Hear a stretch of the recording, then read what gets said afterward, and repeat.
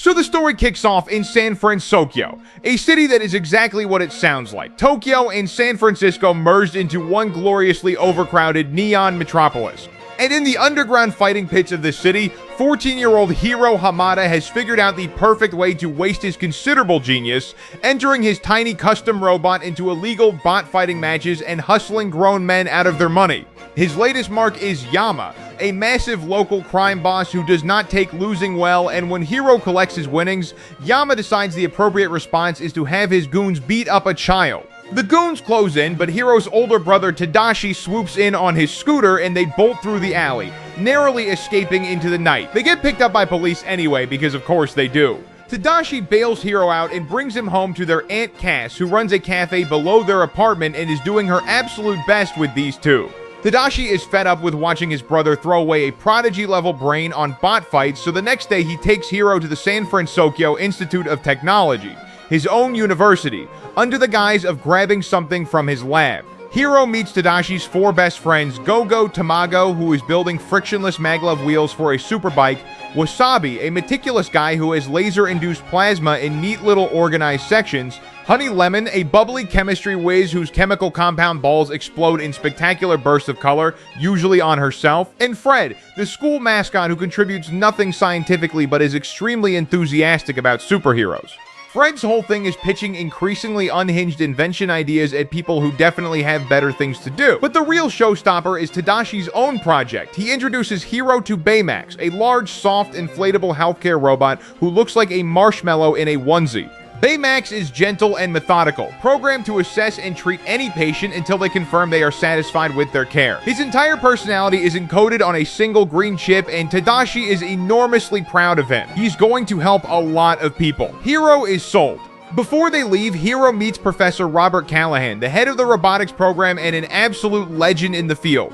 Callaghan quotes Hiro's bot fighting record back at him, then challenges him.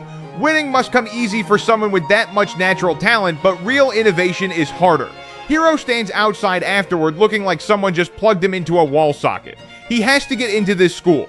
Back in the garage at home, Hiro throws himself into designing his showcase project surrounded by bins and blueprints. The showcase is the Institute's big annual pitch event where applicants can earn a spot in the program. When Hiro finally steps onto that stage, he reveals his invention, microbots, tiny individual robots that are, individually, completely useless. But Hiro wears a neural transmitter headband, and when he thinks, the microbots link together and move in whatever configuration he imagines, building structures, bridges, carrying objects, stacking themselves into enormous towers. The crowd goes absolutely wild. Tadashi is beaming. A slick blonde businessman named Alistair Cray immediately materializes and offers to buy the microbots on the spot for his tech company. It's a lot of money, but Callaghan steps in and quietly warns Hiro that Cray cuts corners and cannot be trusted, and Hiro, trusting his mentor, turns Cray down. The group celebrates outside, and Hiro officially gets accepted into the Institute. Tadashi hugs him. Things are good, things are really genuinely good, and then the showcase building catches fire.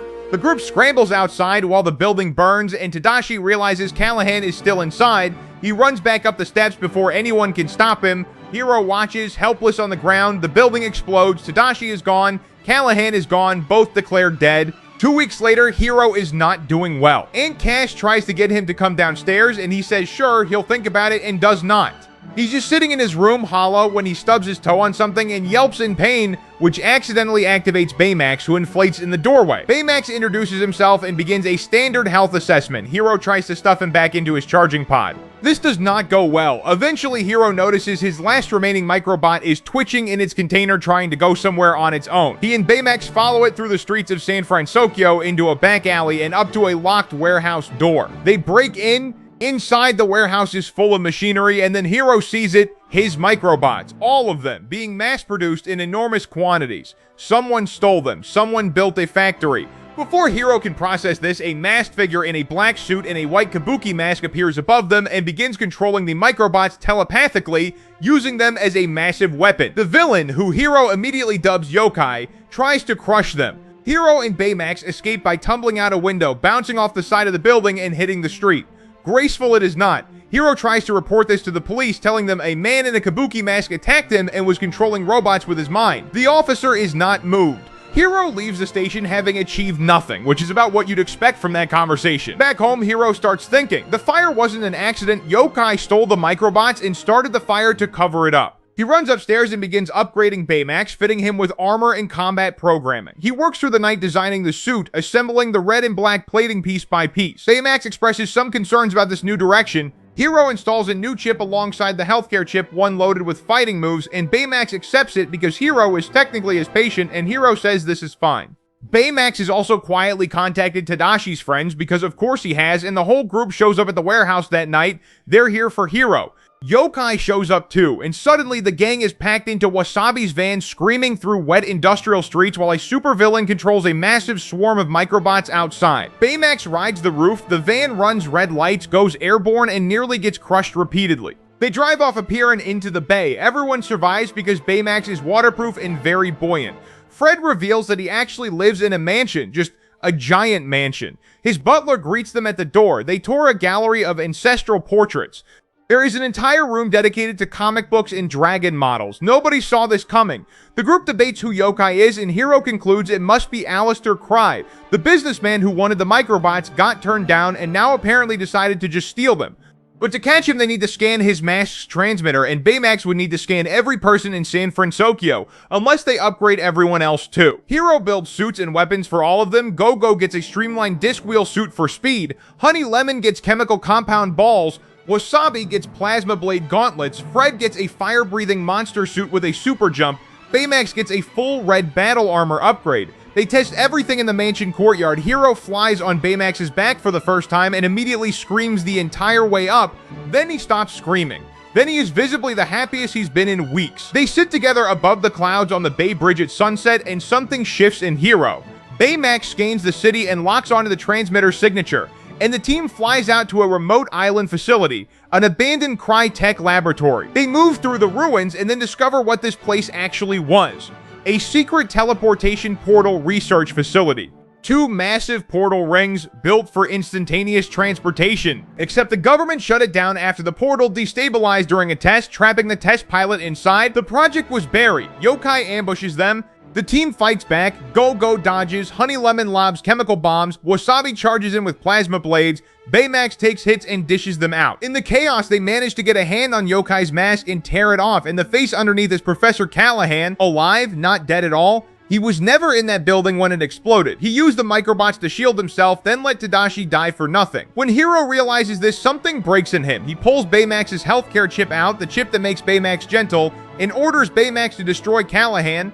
Baymax obeys because without the chip, he's just a weapon following command. The team physically intervenes and reinstalls the chip, stopping Baymax mid-attack. Callaghan escapes. Baymax returns to normal. Hiro feels betrayed by his friends and leaves alone with Baymax, furious. Hiro tries again to remove the chip. Baymax won't let him. Instead, Baymax shows him archived video footage Tadashi recorded during Baymax's development. Test after test, failure after failure, Tadashi refusing to give up because he believed this robot would help people. All of it, everything Tadashi did was to help others.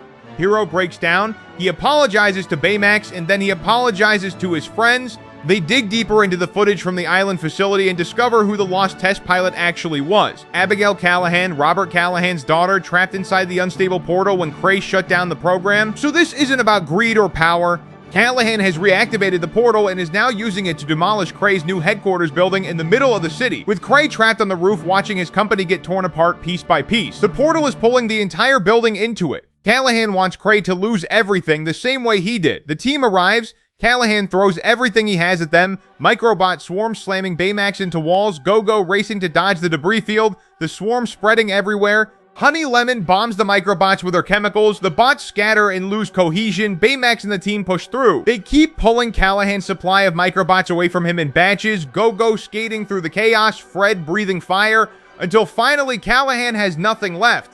Baymax pins him and the team holds him. It's over. Callaghan gets taken into custody, but the portal is still running and it's destabilizing fast. Baymax scans it and detects a life sign inside. Abigail still alive in there in hyper sleep. Hiro looks at Baymax, Baymax looks at Hiro. They fly straight into the portal. Inside is a swirling purple void full of debris from who knows how many things the portal has consumed. They find Abigail's pod drifting in the chaos intact with her still alive inside. They grab it and start flying out, navigating through the tumbling wreckage, Hiro calling directions almost clear, and then a chunk of debris slams into Baymax and damages his thrusters. He can't fly them all out. He can get Hiro and Abigail to safety, but not himself. There is still a way, he says. Hiro tells him no. He can't lose him too. Baymax hugs him. He tells Hiro he is satisfied with his care. Then he uses his rocket fist, the detachable one, to launch Hiro and Abigail's pod out of the portal just before it collapses. Baymax is gone. The team pulls Hiro from the wreckage. He's alive. Abigail is rushed to hospital, alive and recovering. The city is buzzing about the group of mystery heroes who appeared from nowhere. Callaghan is in custody. Some time passes. Hiro starts the institute, finally. He's in Tadashi's old lab putting things back together. He finds the rocket fist on his shelf, and inside the clenched hand, Baymax's healthcare chip. Tadashi's work preserved. Hiro rebuilds Baymax. The big soft marshmallow inflates in the lab, looks at Hiro, and says hello. And just like that, Big Hero 6 is back in business. The 6 of them together protecting San Fransokyo. Not for fame, not for revenge, for Tadashi, because his whole thing was helping people, and now that's their thing too.